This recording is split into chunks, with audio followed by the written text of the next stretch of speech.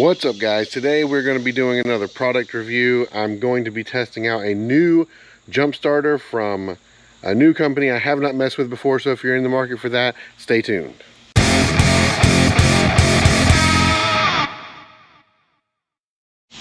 So this is the Hompow jump starter that I just got to test. We're going to give this a shot today and see what all it has and what's going on with it.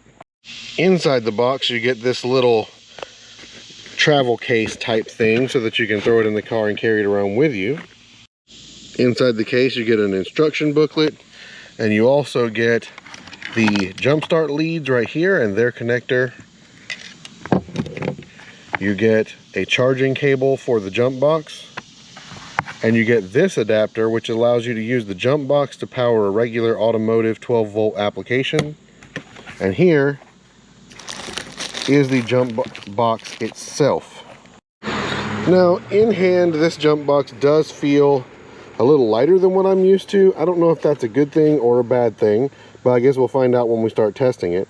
But going around it here, you've got your power in and out, you got your DC output right here, nothing on the other side, some warnings there, and then on this end you've got your charger, and you've got your couple of USB outputs that you can charge stuff with, and then there's also a light right there. And then here is the power button, and if we turn this on, this will actually give you a little LED display of how charged the battery pack is. It comes factory charged to 77%. So what I like to do to test these is, let's take it just like it is without charging it and go see if we can use it in place of a battery to start a car. First thing you have to do is connect the charging leads just like this. Then we're just going to take it over to the car and hook it up. What better car to test it on than the old Infinity that's been sitting over here. The battery that's in it is just about dead, but it's unhooked anyway. Here I've got it hooked up in place of the battery, just hooked straight to the battery leads, and I've got it turned on. Now we're just going to see if it starts.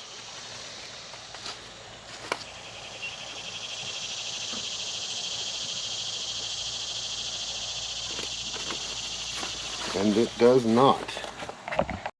Okay, I've redone the connections a little. I'm going to try it again.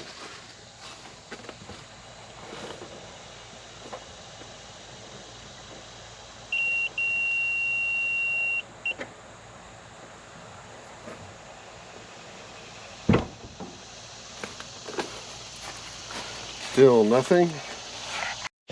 So at this point I don't seem to have any juice coming out of this at all, so I'm going to do the right thing and read the instructions.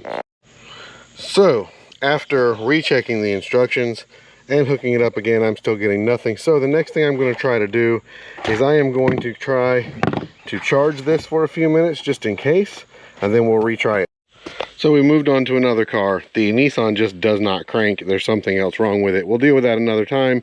So I've moved this over here. We're trying on the Buick here the no battery test, and the first thing I do not like about this jump starter is it does not work in the no battery test. I have hooked it up, and when you do, you get this warning sound, and it will not go into boost mode. So if there's no battery in the car, it will not jump it. Now, for example of how I'm used to these being, my Tack Life jump starter, which I have tested in a previous video, and you can check that out on my channel. With it, I can actually take this without the battery hooked up, and I can hook it right to the cables. If I can do this, is very hard to do one-handed. And then you can press this button to put it in jump mode.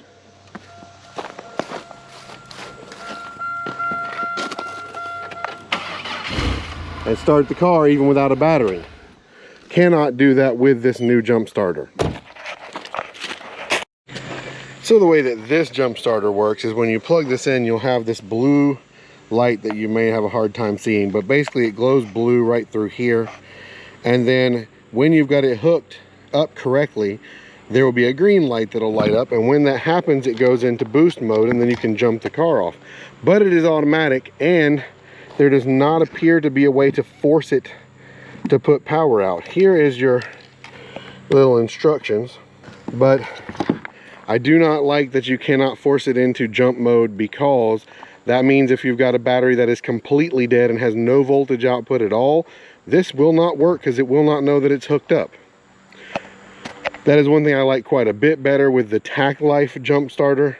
So I guess my final thoughts on this: does it work? Yes. It's got some decent features. I do like the little light that it has here, and I do like that it has a display to tell you how much jump pack it's got left. But overall, I think I'm going to stick with my Tack Life. It's still, I think, I like it a little better as a jump starter.